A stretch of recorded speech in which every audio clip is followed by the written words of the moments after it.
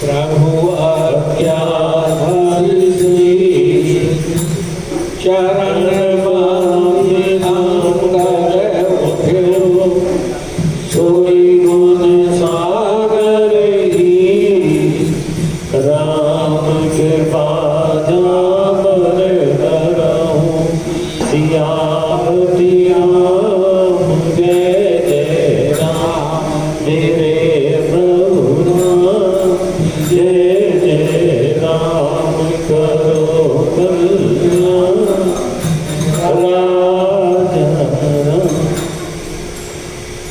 परमादरणीय समवस्थित मानस प्रेमी लंका कांड में आप सुन रहे हैं कि सरकार ने मंत्रिमंडल की बैठक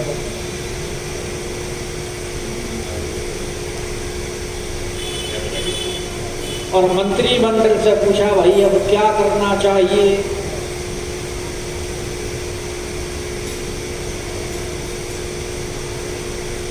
तो जाम मंत्री ने भगवान को कहा, उनके चरणों में सिर नवाकर कि प्रभु आप तो सर्वज्ञ हैं, सबके हृदय की बात जानते हैं।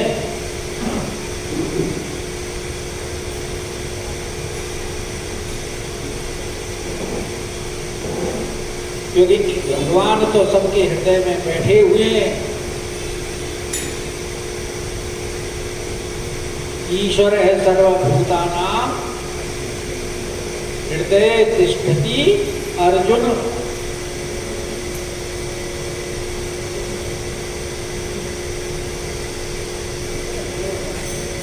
तो आप हमसे पूछ रहे हैं, हम अपनी मति के अनुसार जो भी है आपको बता रहे हैं कि बाली के पुत्र को दूत बना करके भेज दिया जाए। और सबके मन में ये अच्छी लगी बात, अंगद को दूत बना करके।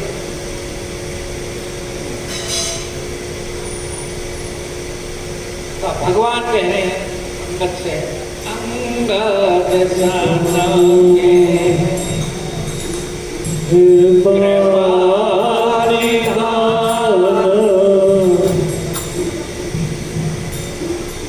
भगवान तो कृपा करने वाले हैं, कृपा के विधान नाम है।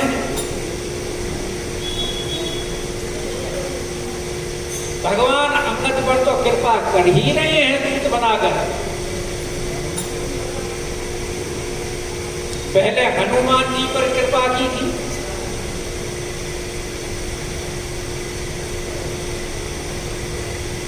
तो हनुमान जी का यश कितना हुआ और कितने बड़े बड़े कार्य हनुमान जी के द्वारा हुए। क्योंकि भगवान जिसको यश देना चाहे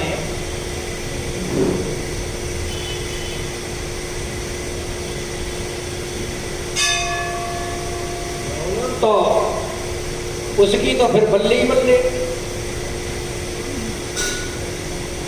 ऐसे बोलते क्या बल्ले ही बल्ले। देखो हनुमान जी ने सबसे बाद में सिर नवाया, तो भगवान जी ने उसको मुद्रिका दी। मुद्रिका क्या, अपनी पूरी शक्ति दे दी, जिससे हनुमान जी समुद्र भी लांघ गए, लंका में निशाचरों को भी मारा, लंका को भी जलाया। अब अंगद का अवसर आया है और आगे युद्ध में ये अंगद और हनुमान ही सबसे बली प्रतापी तेजवान रहेंगे।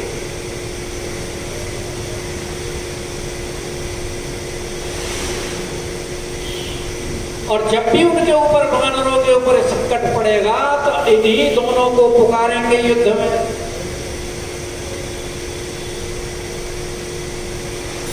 और सबसे आगे हनुमान रंगद रन गाजे तुरंत आके निश्चर सर्वभान। हर जगह यही, बल्कि आखिर में जब पुष्पक विमान में गए तब भी दोनों का ही नाम आया है कि ये जो निशाचर मरे पड़े हैं ये अंगद और हनुमान ने मारे हैं। तो भगवान उनके ऊपर कृपा कर रहे हैं, अंगद सन के कृपा, और उधर रावण के ऊपर भी कृपा कर रहे हैं। जो भगवान अंगद जी को दूत बना करके भेज रहे हैं, अब भी उसकी बुद्धि में कुछ आ जाए, संभल जाए। बाली तने बुद्धि बल गुण धामा लंका जाओ तात मत कामो। मेरे काम के लिए लंका जाओ, और मेरा काम नहीं है, तुम्हारा ही काम है, क्योंकि तुम हमारे कौन हो? तात, पुत्र। लंका जाओ तात, तात का मतलब पुत्र। अब भगवान जिसको पुत्र मान ले तो कौन बात पापा कर? हनुमान जी को पुत्र जानकी जी ने जब माना तब राम जी ने माना, और यहां सीधे सीधे अंगद को पुत्र मान रहे हैं। क्यों? कि बाली ने भगवान के समर्पित किया था।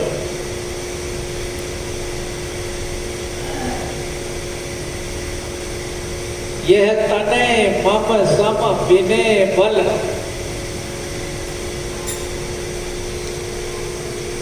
प्रभु इसको अपनी शरण में लीजिए। इसीलिए कह रहे हैं कि तुम ये मत समझना कि दूत बन के जा रहे हो, ये तुम्हारा अपना ही काम है। कि तात मम काम, मेरा काम सो तुम्हारा काम। तो इसमें ये मत समझना कि जी मुझे दूत बना रहे हैं, दूत का काम तो छोटा काम होता है, क्योंकि नहीं नहीं दूत नहीं बना रहे, हम तो तुम्हें अपना पुत्र बना करके भेज रहे हैं। और बहुत बुझाई तुम्हारी परम चतुर में जानत, इससे ज्यादा कुछ कहने की आवश्यकता नहीं है, तुम तो परम चतुर हो। क्योंकि दूत वो भेजना चाहिए जो परम चतुर हो, जिसमें कुछ गुण विद्यमान है, जैसा शास्त्रों में कहा। शास्त्रों में दूतों के गुण क्या होने चाहिए वो वर्णन किए।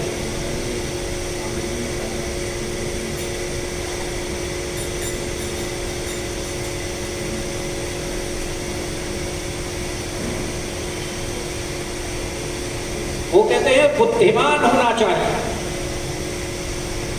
संस्कृत में है लंबा चौड़ा श्लोक, संस्कृत वाला नहीं पढ़ रहा, मैं उसका अर्थ बता रहा हूं। बोलने में चतुर होना चाहिए, पंडित होना चाहिए, दूसरे की चित्त वृत्ति को जानने वाला होना चाहिए, धीर होना चाहिए, जैसा कहा जाए वैसा ही कहने वाला हो, ऐसे को दूत बनाना चाहिए। उसके सामने हथियार भी उठा हुआ हो तब भी वह अयथार्थ बात न कहेगा, जो यथार्थ है वही कहेगा। वह सदैव अबद्ध है, दूत को कभी नहीं मारा नहीं जाता। अतः वह सदा यथार्थ ही कहता है। भीषण ने भी तो यही कहा था ना राम से, नीत विरोध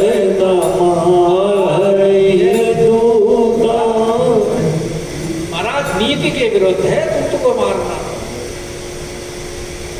और रावण ने बात की, क्योंकि रावण भी तो ज्ञानी है।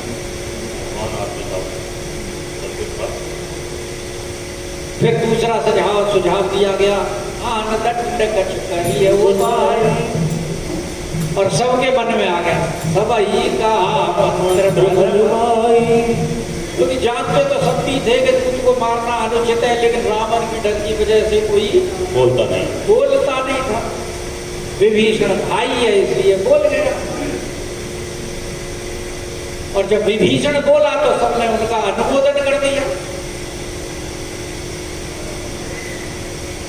तो दूध एक तो अवध्य होता है, अतः सदा यथार्थ ही कहता है, क्योंकि अपनी तरफ से तो वो कुछ कहता नहीं, जो मालिक ने संदेश दिया है वही संदेश कहता है।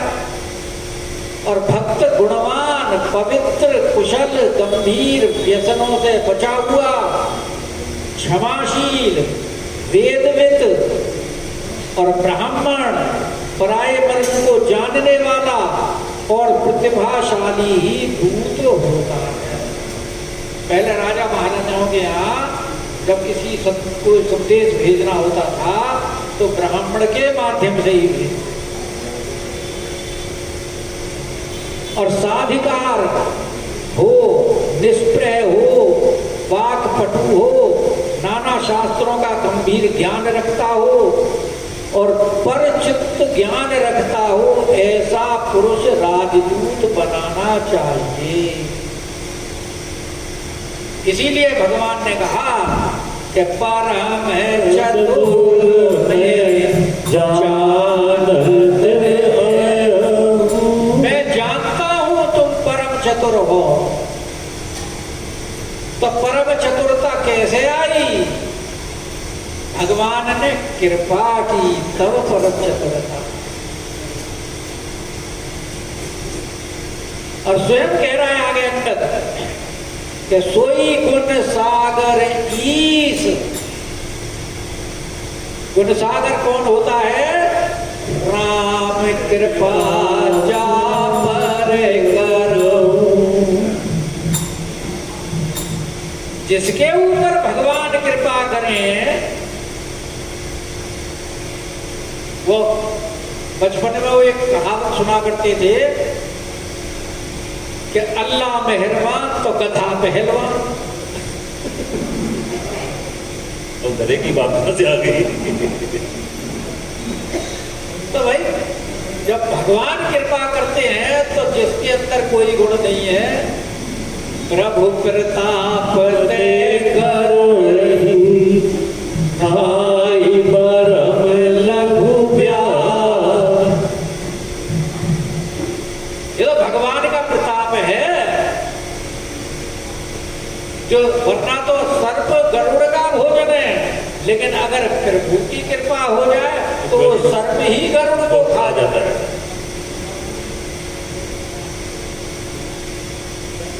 भगवान की कृपा तो वो तो मच्छर को ब्रह्मा बना दे और ब्रह्मा को मच्छर से भी हीन कर दे। अजहु मसकते हीन। तो यहाँ अंगद के ऊपर भगवान की कृपा करें, परम चतुर में जानत आयो। संदेश क्या दे रहे हैं कि काज हमारे तासु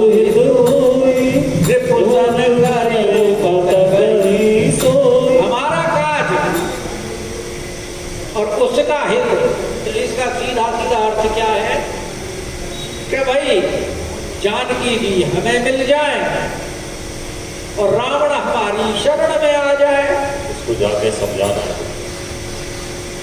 उसका हित हो गया। लेकिन नहीं, ये उनका अर्थ नहीं है। भगवान कहते हैं भाई उसे युद्ध के लिए तैयार करो। ललकारना भी है, संधि के लिए नहीं, कभी सीता को लेकर चला आए, शरणागत नहीं, युद्ध। तभी तो हमारा काज होगा। भगवान ने जो प्रतिज्ञा की है, कहते से चरहीन कराओ हर भुज उठाई सकल पुण्य के आश्रम जाई जाई। ओ भगवान की प्रतिज्ञा का क्या होगा अगर आ गया तो तो उसका वध करना जरूरी है, इसलिए उसे युद्ध के लिए प्रेरित करना है। ये हमारा काज है। जानकी जी तो आनी ही आनी है, अगर वो शरण में आ गया तो भी आएगी, मारा जाएगा तो भी आएगी, जानकी की रुकनी नहीं है। लेकिन बाकियों का उद्धार कैसे होगा, देवता इत्यादि पृथ्वी वगैरह का सब, और मेरी प्रतिज्ञा का क्या होगा? और उसका हित तो उसके मरने पर भी है, क्योंकि उसे फिर मेरा धाम मिलेगा, सासु हित। और रावण ने भी निश्चय किया था ना, जब खरदूषण मारे गए थे कि मेरा तो तामस शरीर है, भजन मुझसे होता नहीं, तो भगवान से जाकर के बैर करूंगा। गुरु में ही बात है।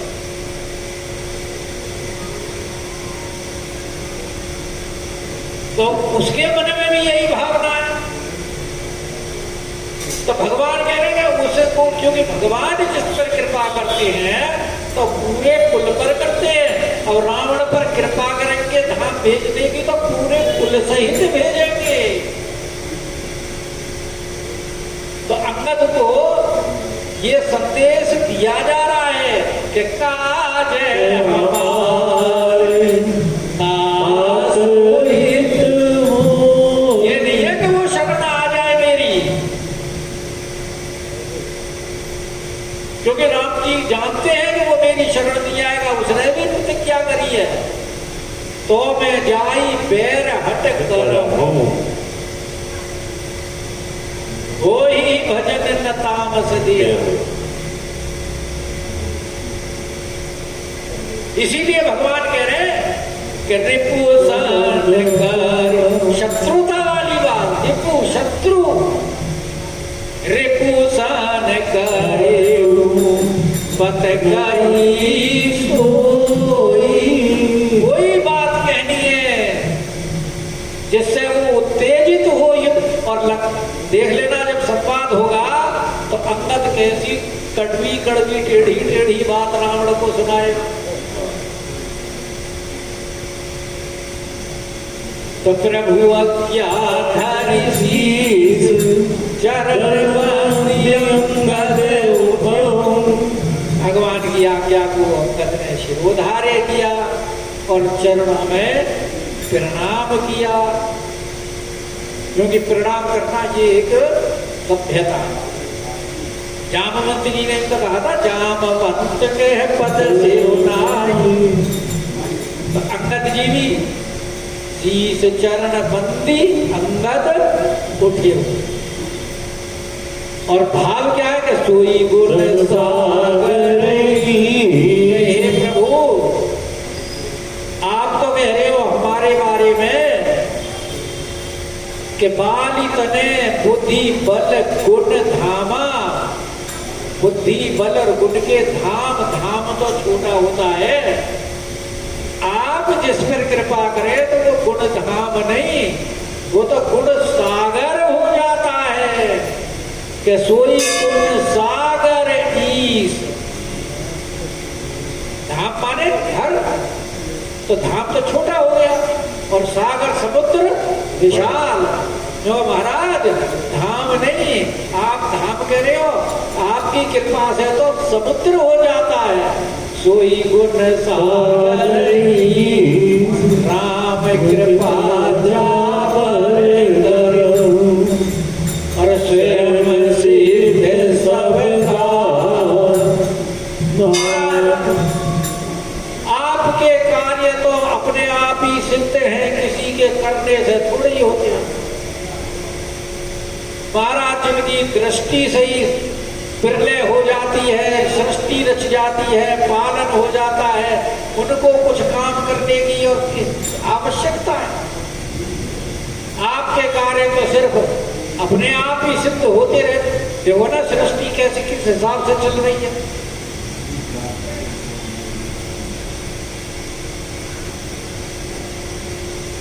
लेकिन आपने मुझे जो आदर सम्मान दिया है, ये आपकी बड़ी कृपा है।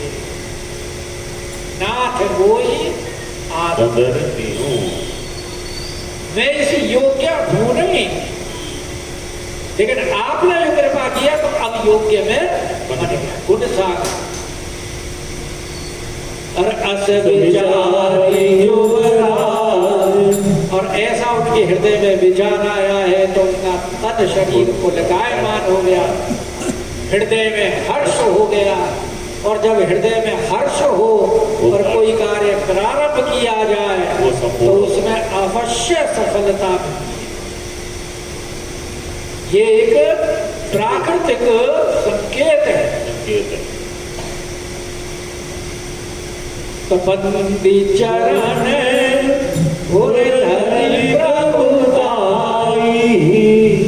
भगवान की प्रभुता का उन्होंने स्मरण किया, क्योंकि भगवान की आज्ञा को तो कोई मिटा सकता नहीं। अंगद जी ने भी सिर धरिया सुखरिय तुम्हारा, परम धर्म ये नाथ हमारा, मात पिता गुरु प्रभु के मानी, करिए विचार जानी। अपना हित जान करके विचार करें कि इसमें कोई नुकसान नहीं है। तो इसीलिए अंगद जी भी बंदी चरण, और फिर भगवान की प्रभुताई को उन्होंने कि प्रभु प्रताप दे गरुड़ ही खाई परम हो गया। अंगद चले सबरी सिर, अंगद जी ने सबके चरणों में प्रणाम किया और प्रभु प्रताप को हृदय के अंदर रखा कि प्रभु प्रताप सहज असंग, और प्रभु प्रताप के हृदय से आने से आपको असंख्य हो गई। अब देखो कहां तो अंगद कितने डरपोक थे कि पंखहीन जटायु के भाई संपाति को देख करके डर गए थे।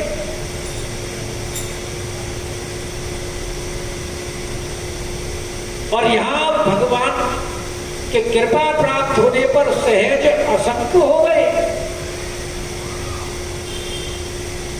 लेकिन बुद्धिमान है अंदर, वहां भी उन्होंने जब संकित हो गए तो जटायु के मरने का प्रसंग छेड़ दिया, जिसने सुनकर के संपाति स्वयं उनकी तरफ मुखातिब होकर पूछने लगा, अरे भाई मेरे भाई को तुम कैसे जानते? फिर सारी कथा सुनाई तो संपाति ने भी फिर जानकी जी के प्राप्त करने का मार्ग बताया, स्थिति भी बताई कैसे हुआ। तो ऐसा चकित व्यक्ति अब कैसा हो गया भगवान की कृपा से, सहज असंका। और रन बांकुरा बाली सुत मंगा, रण बांकुरे तो है ही अंगद जी, क्योंकि बाली के पुत्र हैं, और बांके वीर हैं। बाली के पुत्र होने से तो, क्योंकि बाली के समान ही उनमें बल है, स्वयं बाली ने कहा है। बाली अभिमानी था, लेकिन अंगद जी विनयी हैं। तो ये दोनों में अंतर। और जैसे ही उन्होंने लंका में प्रवेश किया तो मार्ग में उनकी भेंट किससे हुई? पूर पे राम राम कर दीदा, और खेल रास्ते में रावण का बेटा अपने मित्रों के साथ कुश्ती के दाव पेच खेल रहा।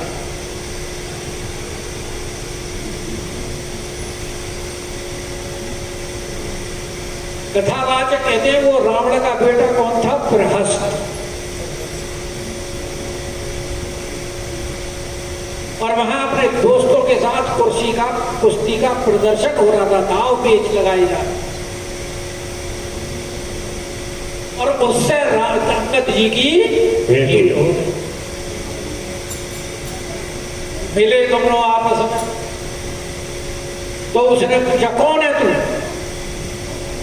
बोला मैं बाली का पुत्र हूं। अच्छा अच्छा, वही इसको तुम्हारे पिता को, इन्होंने कहा मैं बाली का पुत्र हूं, राम जी का पुत्र। अच्छा, उसी राम जी का जिसने तेरे पिता को मारा और तेरी माँ तेरे जीते जी तेरे चाचा सुग्रीव ने अपने घर में रख ली। जो कहा हाँ उसी राम का दूत हूं। और अंगद जी बोले जिसने तेरी बुआ की नाक काट दी। सारी बुआ की नाक काट ली भाई, चले उन्हें मार दो।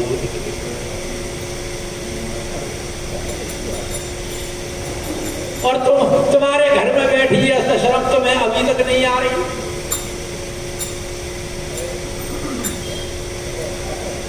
बोला अच्छा अच्छा, वही राम जिसकी स्त्री को हमारे पिताजी छुड़ा के ले आए। जो कहा हाँ वही राम जिनके यहाँ तुम्हारी बुआ तुम्हारा फूफा बनाने के लिए राम जी को गई थी।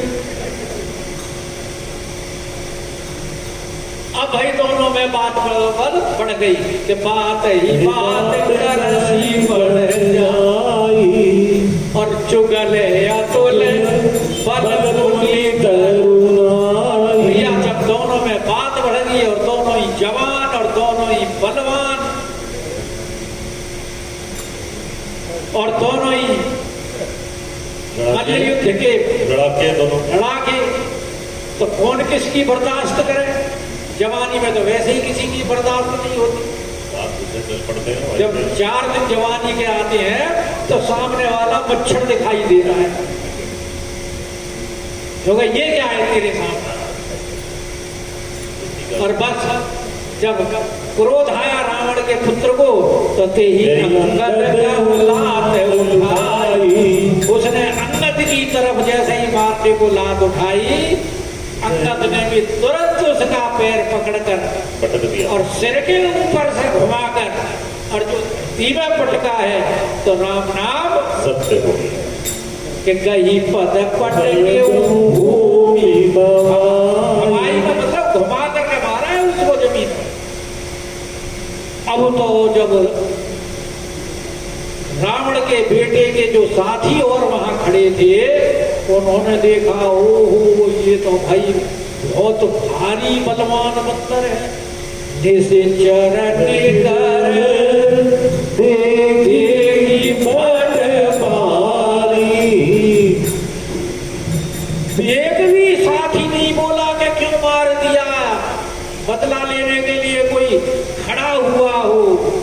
चहते हैं चले चुपचाप इधर उधर निकल गए, कहीं ये ना सोच ले कि ये इसका दोस्त है तो हमें ही पकड़ के मार दो। इसका साथी, इसको भी लपेटो, मारो इसे, इसको भी पकड़ो। किसी से कहते भी नहीं, एक एक सन मरम, क्योंकि अगर कहें तो दूसरा कहेगा अच्छा तुम वहां मौजूद थे तो तुमने उसकी सहायता क्यों नहीं की, को क्यों नहीं बचाया, और बात जाएगी रावण पे तो हमारा, तो रावण जो हाल करेगा वो सबको छोड़ने वाला नहीं। इसलिए किसी को बताते भी नहीं कि कहीं हमारा नाम बीच में नहीं आ जाए कि ये भी वहां मौजूद था।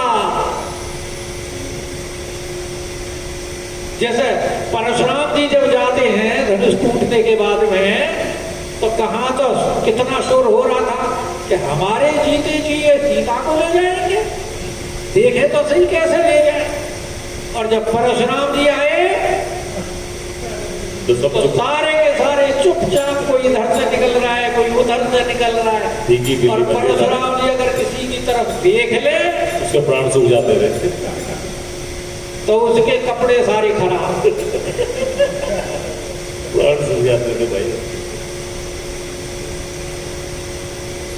तो वही हाल इनका हो रहा है कि एक एक सन मरम न कही समझता सुबह चुप करिए और भयऊ कोलाहल नगर मजारी। मारे लंका में शोर हो गया। क्या शोर हुआ कि आवा कभी लंका जी। अरे भाई कोई बंदर आ गया। कौन सा बंदर? जिसने लंका जलाई थी। क्योंकि वो तो पहले ही शक्यत रहते गुमान निशाचर रहे ससंगा जब दे जारी गयो कभी लंका। निज निज गृह श्रव करहि विचारा नहीं निश्चर कुल के उबारा।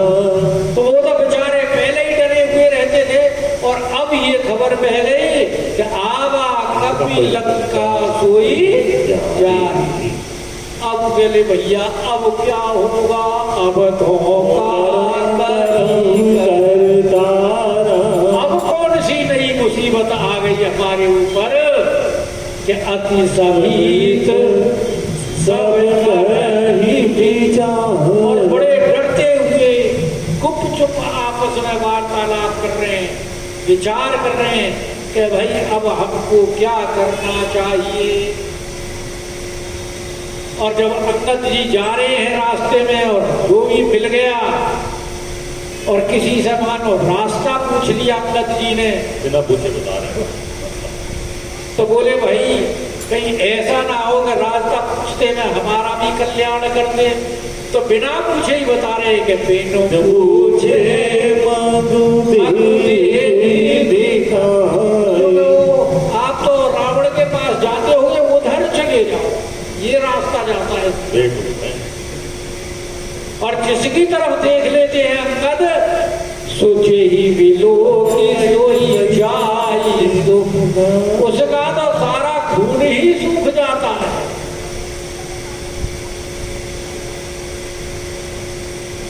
तो गए सभा दरबार।